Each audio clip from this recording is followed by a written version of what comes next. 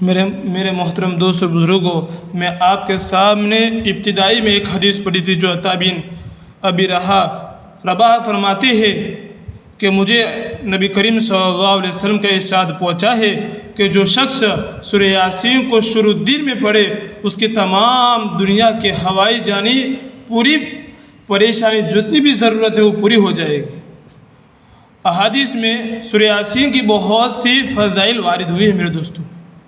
मैं आपके सामने उसमें से चंद फजीलत भी बयान कर रहा हूँ। एक रिवायत में वारिद हुआ है कि हर चीज़ के लिए एक दिल होता है। कुरान शरीफ का दिल सूरह यासीन है। जो शख्स सूरह यासीन पढ़ता है हक़ तआला शानू उसके लिए 10 कुरानों का सवाब लिखते हैं। एक और रिवायत में आया है मेरे दोस्तों कि हक़ तआला शानहू ने सूरह तोहा और सूरह यासीन को आसमान और ज़मीन के पैदा करने से हज़ारों बरस पहले पढ़ा। जब फरिश्तों ने सुना तो कहने लगे कि खुशहाली है उस उम्मत के लिए जिन पर ये कुरान उतारा जाएगा, और खुशहाली है उन दिलों के लिए जो उसको उठाएंगे, यानी याद रखेंगे। जिसके दिल में कुरान वो सूरह यासीन याद होगी तो वो खुशहाली होगा। उन ज़बानों के लिए जो इस आयत को तिलावत करेगी। अल्लाह अकबर कबीर। मेरे दोस्तों, सूरह यासीन की कैसी कैसी फजीलतें हैं। एक और हदीस में है कि जो शख्स सूरह यासीन को सिर्फ अल्लाह की रज़ा के वास्ते पढ़े उसके लिए पहले सब गुनाह माफ़ हो जाते हैं। मेरे दोस्तों, बस उस सूरत को अपने मुर्दों पर पढ़ा करो। इस सूरत को सूरह यासीन को अपने मुर्दों पर पढ़ा कर बख्श दो।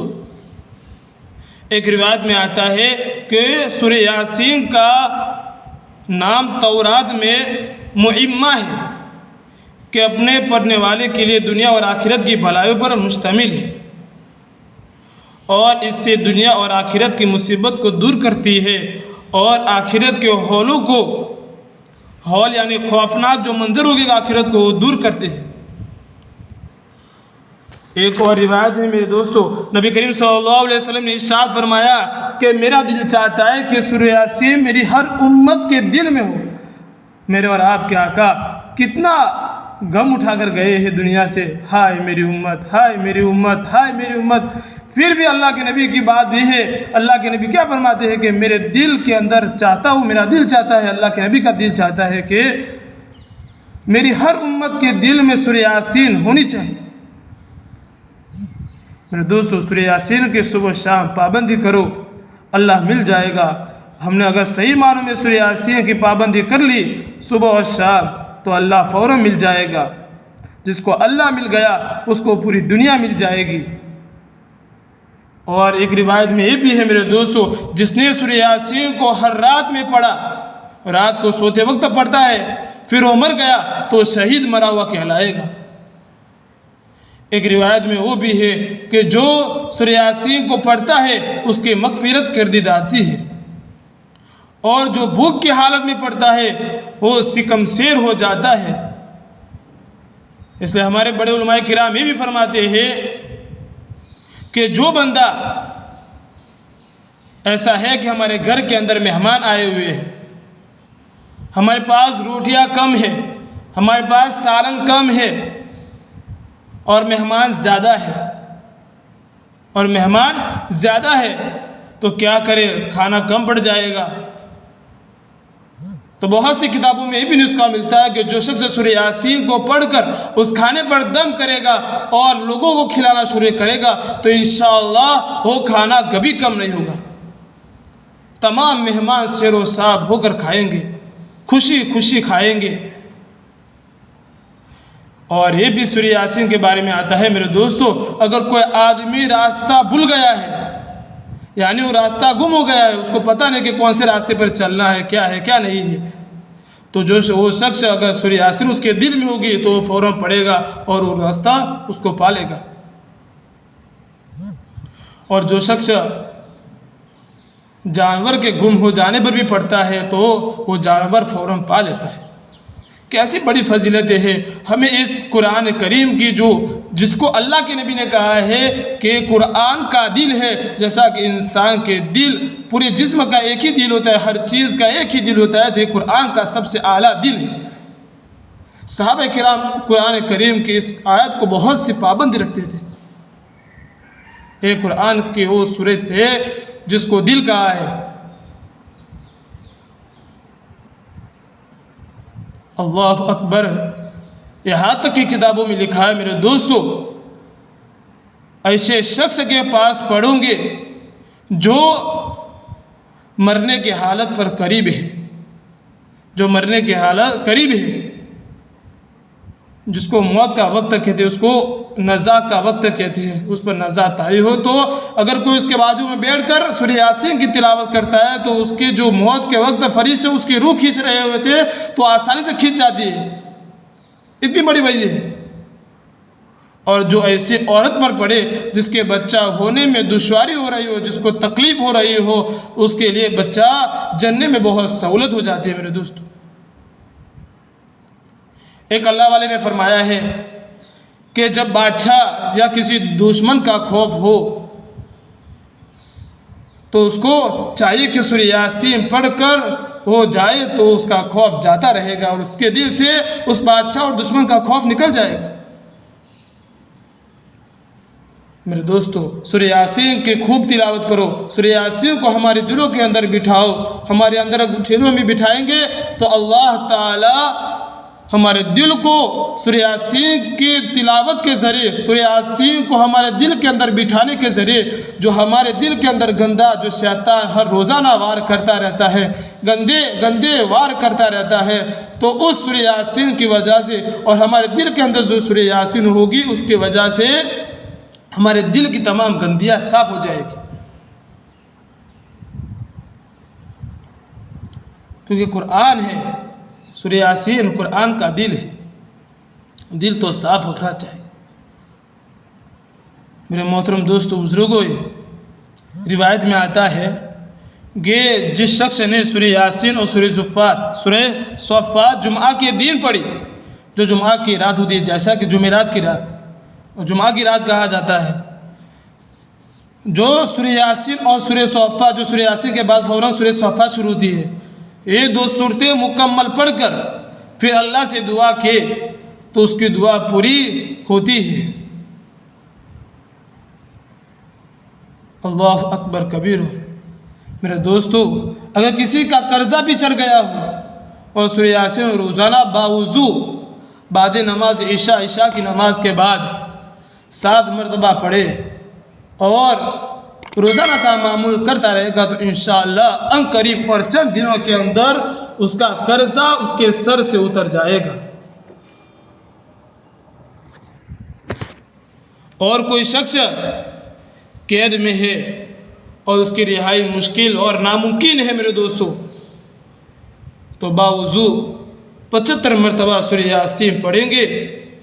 अगर अकेला न पढ़ सके तो घर के अंदर चंद आदमियों को मिलाकर भी पढ़े तो इंशाअल्लाह जल्द से जल्द कैसे रिहा पाएगा। किताबों में और भी लिखा है मेरे दोस्तों, जो शख्स सुबह शाम अल्लाह ताला की रज़ा के लिए पढ़ता है तो अल्लाह ताला उसकी रज़ा और मोहब्बत करते हैं, अल्लाह ताला उससे राज़ी हो जाते हैं और मोहब्बत करते हैं। अल्लाह राज़ी हो गया तो पूरी दुनिया मिल गई है। हमें तो हमारा मकसद क्या है दुनिया के अंदर? अल्लाह की रज़ा और मोहम्मद सल्लल्लाहु अलैहि वसल्लम के तरीक़ों को अपनाना है, अल्लाह पर ईमान लाना है, दूसरा कुछ नहीं करना है, और यही मकसद है। इसलिए कुरान की तिलावत करो। हज़रत मौलाना ज़ुल्फ़िकार नक्शबंदी दामद बरकातुहू आलिया फरमाया करते हैं कि कम से कम अगर तुम कुरान नहीं पढ़ सकते हो तो सुबह शाम सूरह यासीन की तिलावत तो होनी चाहिए। अल्लाह अकबर कबीर।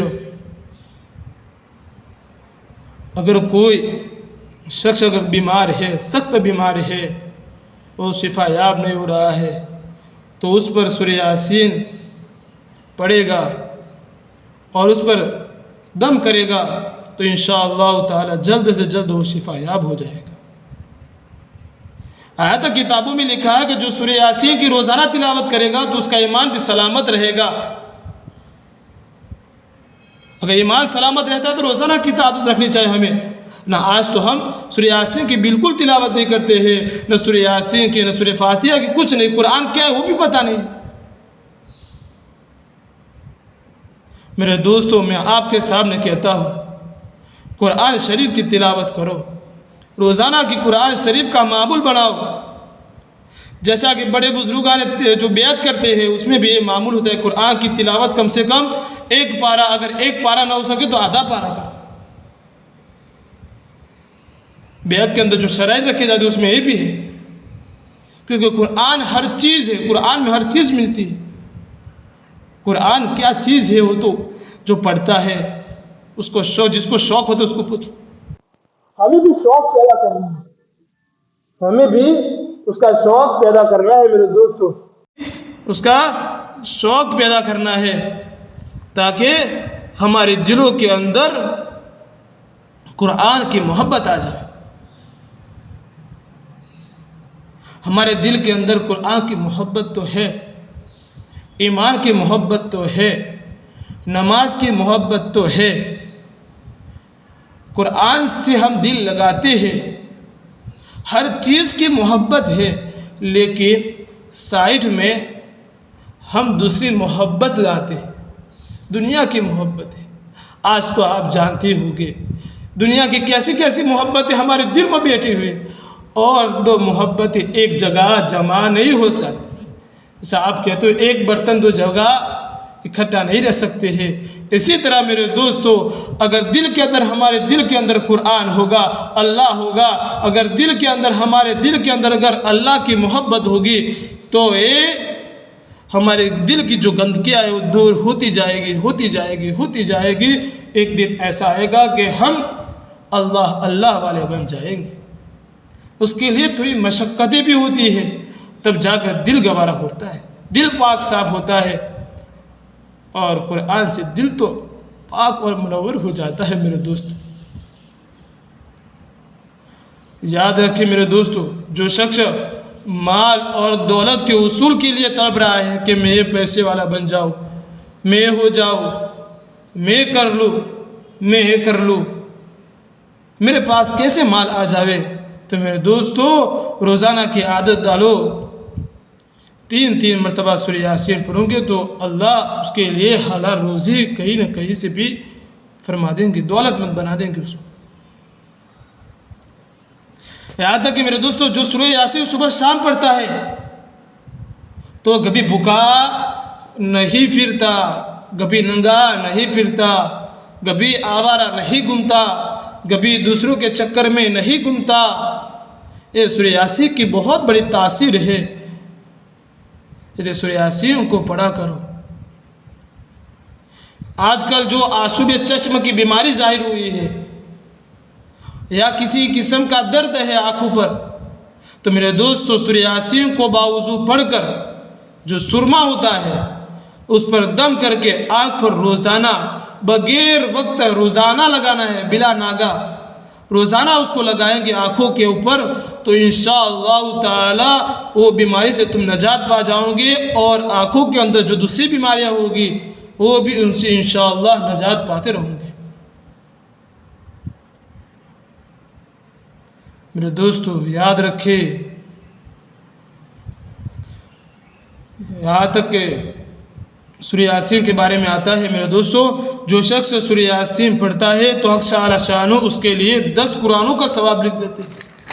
हमारे पास तो इतना भी वक्त नहीं मेरे दोस्तों कि हम एक कुरान पढ़ सके, हमारे पास इतना वक्त नहीं कि हम आधा भी पारा पढ़ सके, लेकिन मेरे दोस्त सूरह यासीन इतनी फजीलत वाली है कि हदीस शरीफ में आया है कि जो सूरह यासीन को रोज़ाना पढ़े तो उसको 10 कुरानों का सवाब मिलेगा।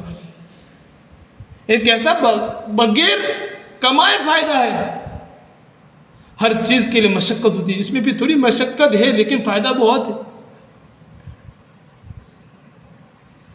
मेरे दोस्तों सूरह यासीन की पाबंदी करो।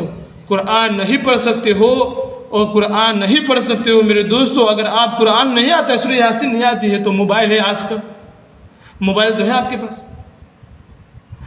एक दिन ऐसा तय कर दिए रोज़ाना कि इस टाइम पर मैं रोज़ाना मुतवज्जे होकर 10 मिनट जो 20 मिनट जब भी होगी यूट्यूब खोल के कुरान को सीखूंगा और सूरह यासीन को अपने कानों से अच्छी तरह सुनूंगा।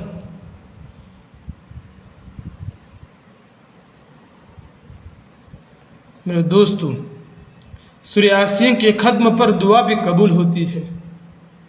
सूरह यासीन की ख़त्म पर दुआ भी कबूल होती है। जो बगैर शादीशुदा के लड़के भी होते हैं और वो भी सूरह यासीन पढ़ कर अल्लाह के सामने गिड़गिड़ा कर कहेंगे, मेरे रब मुझे शादी करनी है, मुझे निकाह करना है, मेरे हालात नाजुक है, तो अल्लाह उस सूरह यासीन के पढ़ने की वजह से भी उसको नेक और साले और बीवी भी अता कर सकते हैं, नेक और साले जोड़ा भी अता कर सकते हैं।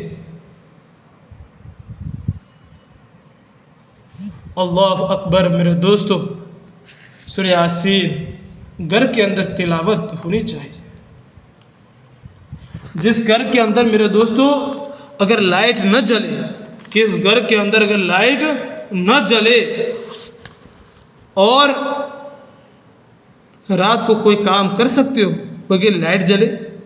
नहीं हो सकता। कोई चीज़ दिखाई नहीं देगी मेरे दोस्तों।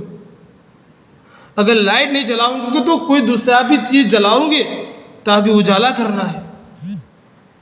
इसी तरह अगर हम कुरान के घर के अंदर पढ़ेंगे तो घर के अंदर कुरान पढ़ेंगे तो हमारा घर के अंदर नूर उतरेगा और नूर के ज़रिए घर के तमाम अफरादों के अंदर वो नूर पड़ता जाएगा और वही अल्लाह के नेक बंदे होते जाएंगे। इसलिए घरों के अंदर भी कुरान शरीफ की तिलावत होनी चाहिए। हमारी औरतों को भी कुरान की तिलावत होनी चाहिए। कम से कम सुबह शाम सूरह यासीन तो पढ़ लिया करो।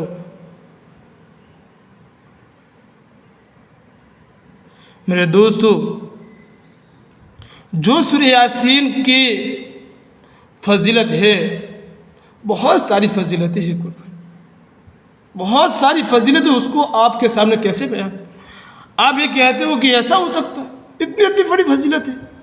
हर चीज़ के लिए सूरह यासीन पढ़ो, हर चीज़ के लिए मैं तो कहता हूँ, यहाँ तक कि ये कहता हूँ कि अगर नेक और साली औलाद भी चाहिए, जो औलाद नहीं हो रही है, तो सूरह यासीन का रोज़ाना एहतिमाम करेंगे तो इंशाअल्लाह नेक और साली औलाद भी होगी।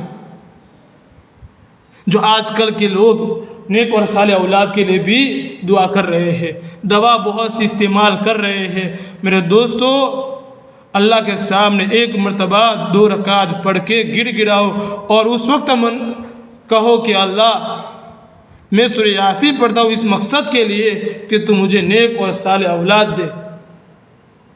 मुसलसल अमल करते जाओ तो इंशाअल्लाह बहुत भी फ़र्क हो जाएगा और अल्लाह नेक और साले औलाद इस कुरान के ज़रिए भी देगा। इसलिए हमें कुरान न पढ़ सके तो सूरह यासीन की तिलावत करो मेरे दोस्तों। अगर सूरह यासीन नहीं आती, कुरान पढ़ने नहीं आता है, तो आजकल तो क्या नहीं है, उर्दू में भी मिल जाता है, हिंदी में भी मिल जाता है, आसान है पढ़ना। इसलिए सूरह यासीन तो कम से कम यूट्यूब पर भी देख कर तो कानों के अंदर उस यासीन की आवाज़ भी तो ले लो। अल्लाह तो बहाना ढूंढ रहा है कि मेरा बंदा क्या करके जन्नत में चला जाए, ये एक बहाना है। इसलिए अगर हम अभी से मोहब्बत डालेंगे कुरान की, तो अल्लाह एक वक्त आएगा कि अल्लाह हमें पूरा कुरान पढ़ाने भी सिखा देगा।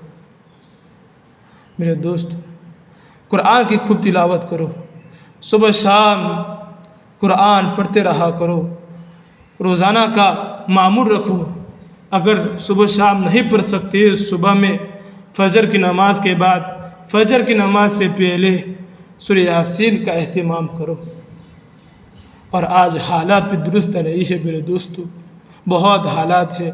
अगर हम सूरह यासीन पढ़कर हमारी हालात को दुरुस्त करने के लिए हम दुआ मांगेंगे तो अल्लाह दुआ रद्द नहीं करता है। इससे मैं आप तमाम हजरात से कह रहा हूँ कि रोज़ाना आज से मामूल बना दीजिए कि इंशाअल्लाह मरते दम तक सूरह यासीन के एहतिमाम करते रहेंगे। ठीक है, सुन्नतें पढ़ ले जुमा की।